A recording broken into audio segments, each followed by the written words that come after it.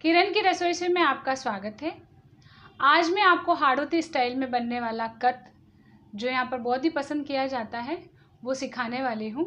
ये एक ट्रेडिशनल मिठाई है और इसको बनाने के कुछ ट्रिक्स होते हैं, उसके साथ मैं आपको सिखाऊंगी कि आप बड़े ही आसानी से पंचधारी कत घर पर कैसे बनाएं, ये सिखाने वाली हूँ। आइए बनाना सीखें।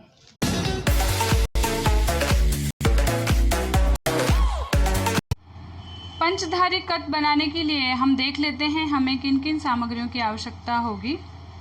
1.5 कप हमने सूजी ले ली है, 1.25 कप हमने बेसन ले लिया है, 1 कप हमने मूंग का आटा ले लिया है, 2 कप हमने चीनी का बूरा ले लिया है, 6 टेबल स्पून हमें अभी चाहिए और 6 टेबल स्पून बाद में चाहिए। ऐसे करके हमें 12 टेबल स्पून पिघला हुआ घी चाहिए। जायफल जावित्री चाहिए 1/4 टीस्पून, केसर चाहिए, बादाम पिस्ते की कटिंग बारीक सजावट के लिए, 8 से 10 इलायची साबुत जिनको हम कूट के यूज़ करेंगे, मिश्री क्रिस्टल मिश्री के थोड़े बारीक टुकड़े कर दिए हमने, 1 टेबल स्पून ले लिया, मीठा पीला कलर ले लिया और चांदी का वर्क, ये ऑप्शनल है। कत की मुठिया बनाने के लिए हमें गुनगुना पानी चाहिए। सबसे पहले हम सारी सूखी सामग्री को, सूजी ले ली, मूंग का आटा, बेसन, इन तीनों को मिक्स कर लेंगे। तीनों आटों को हमने अच्छे से मिक्स कर लिया है, सूजी, बेसन और मूंग का आटा। अब इसमें हम 6 टेबल स्पून पिघला हुआ घी का मोयन डालेंगे।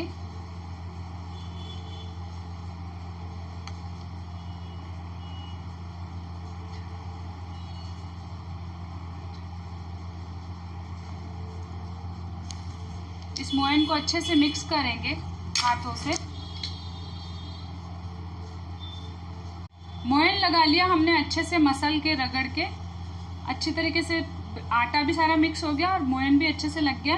अब हल्के गुनगुने पानी से हम इसकी पिंडियाँ बनाएंगे और टाइट पिंडी बनाएंगे, टाइट आटा लगा के, जैसे बेसन की चक्की में बताया था उस तरीके से थोड़ा थोड़ा आटा लेकर के हम इसकी टाइट पिंडी बनाएंगे। एक बार और देख लें आप, छोटी छोटी पिंडी बनाएंगे। इस तरीके से ले लिया और इसको उंगली से ऐसे प्रेस कर दिया तो ये हो गया। इससे अंदर की तरफ भी सिकाई हो जाएगी।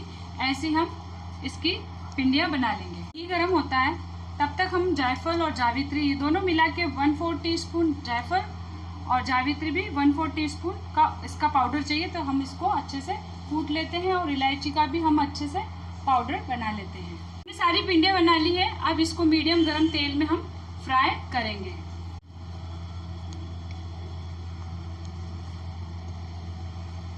हमारी ये पिंडियाँ अच्छे से हो गई है, हल्की ब्राउन हो गई, अंदर तक फ्राई हो गई है।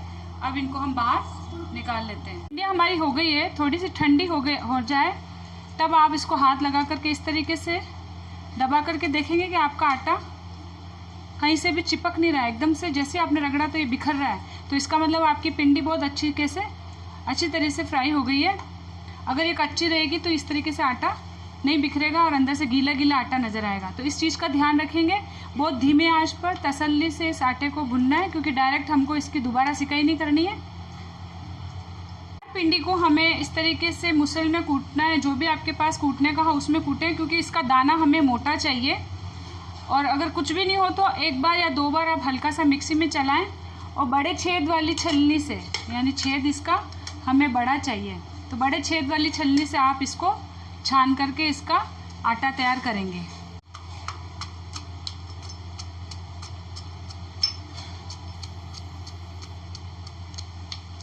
शक्कर का बूरा और इस आटे को अच्छे से मिक्स कर लिया है। अब इसमें हम अपना 6 टेबल स्पून पिघला हुआ घी डाल देंगे। 6 टेबल स्पून घी के बाद हम 5 टेबल स्पून इसमें पानी डाल देंगे।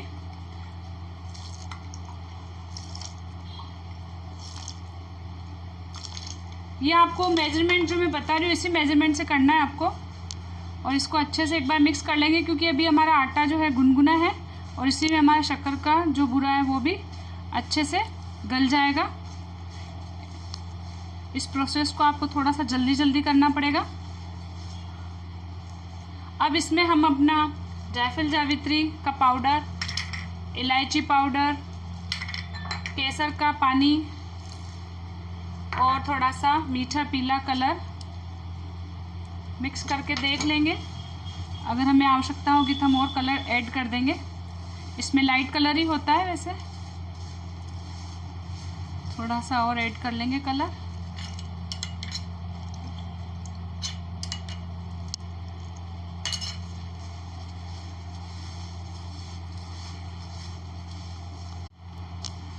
हमने अपना ये मिक्सचर कर लिया, कलर पूरे उस आटे पे अच्छे से एक जैसा हो गया है। हाथ से रगड़ रगड़ के हमने कर दिया। अब इस मिश्रण को हम ढक कर के अच्छे से इसको एक बार दबा लेंगे, सेट कर लेंगे इस तरीके से। और इसको हम ढक कर के थाली से आधा घंटा रख देंगे। आधे घंटे बाद हम अपनी ये थाली हटा लेंगे और इस मिक्सचर में हम 2 टेबल स्पून पानी डालेंगे, नॉर्मल पानी डालेंगे और इसको अच्छे से मिक्स कर लेंगे।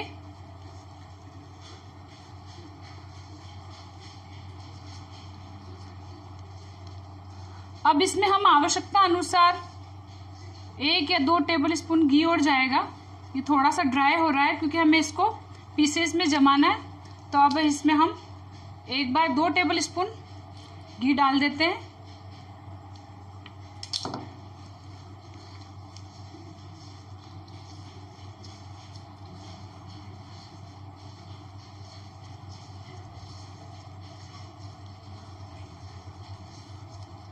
वैसे काफ़ी है 2 टेबल स्पून पानी और 2 टेबल स्पून घी। काफ़ी मॉइस्ट हो गया है। अब हमारा ये जमाने के लिए तैयार है। अब हम इसको जमाएंगे तो इसकी मोटाई देख लें, थोड़ा मोटा ही होता है।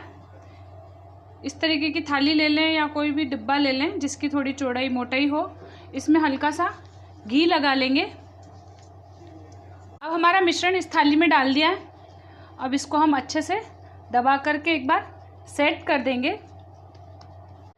इसमें हमने इस पेस्ट को, इस मिश्रण को अच्छे से दबा करके सेट कर दिया है। इसकी डेकोरेशन आप बहुत ध्यान से देखें क्योंकि इसकी मेन डेकोरेशन ही होती है जिसकी वजह से खूबसूरत लगती है और जिससे उसके टेस्ट में भी चेंज होता है। तो जैसे अब हमने इसको जमा दिया, एक कटोरी में हमने 1 चम्मच घी ले लिया है और 1 चम्मच हम पानी ले लेंगे और इसको अच्छे से मिक्स करेंगे। अब इस मिश्रण पे हमने बूरा डाल दिया।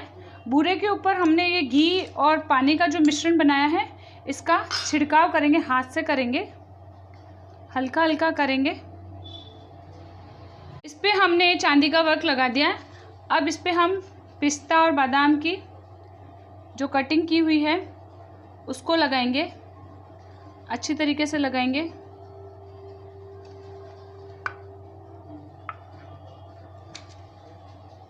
इसको हल्का सा प्रेस कर देंगे ताकि ड्राई फ्रूट्स सेट हो जाएं। अब इसके ऊपर हम मिश्री के जो टुकड़े किए हुए हैं, हमने हल्का सा कूट लिए थे, इनको स्प्रेड करेंगे अच्छी तरीके से।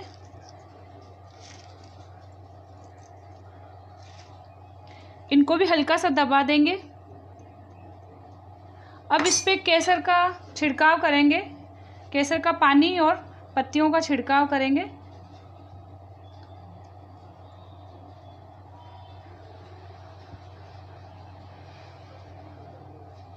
इस तरीके से छिड़काव करना है आपको।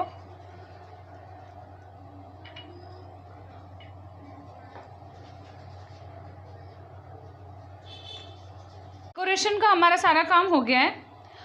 अब इसको हम 2 से 3 घंटे ऐसे रहने देंगे। 2 घंटे बाद हम इसको काट करके सर्व कर सकते हैं। 2 घंटे बाद हमने इस कट में हल्के से चाकू से कट लगा लिया था और अब इसको गहरे कट लगा करके निकाल लेंगे। बहुत अच्छे से सेट हो गई है हमारी कट।